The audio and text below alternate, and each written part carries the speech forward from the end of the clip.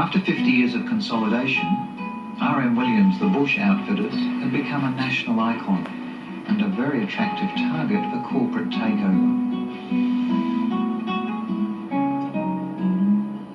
In the early 80s, it was quite a surprise for people to hear that the R.M. Williams company had been sold.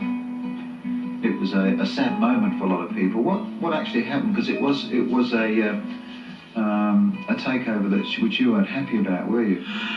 Well, I would like to set the matter right with the public. What happened was this. Over the years, for about 50 years, we allocated shares, my shares, to people who had worked, say, 10, 20, 30, 40 years.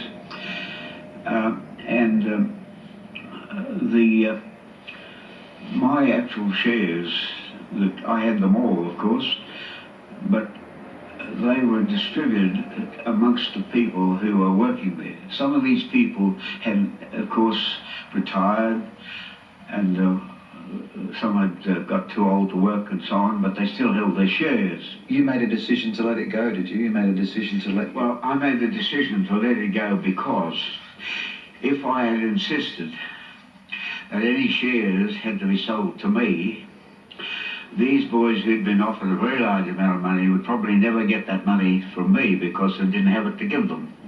But they all became relatively wealthy men and could able to retire. So, in all conscience, I couldn't stop it. So, and what did they do to it, Reg, when they bought the company? They just simply behaved like every other takeover company did. They travelled the world, they wasted money. We've sued him since, as you know. But what did they do to your products?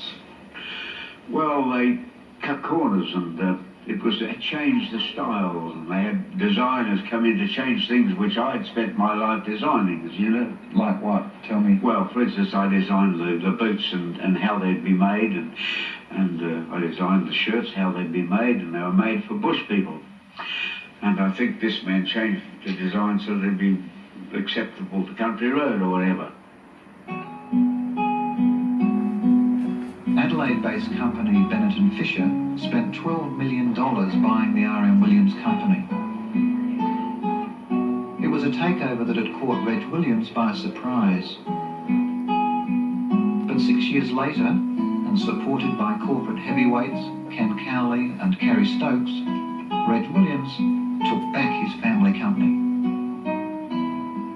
How did you get the company back? Because that's a fascinating story as well, isn't it? Well, Brother Cowley stepped in, and of course Mr. Stokes, and these boys just simply kicked the other war off and said, well, now we own it. Right?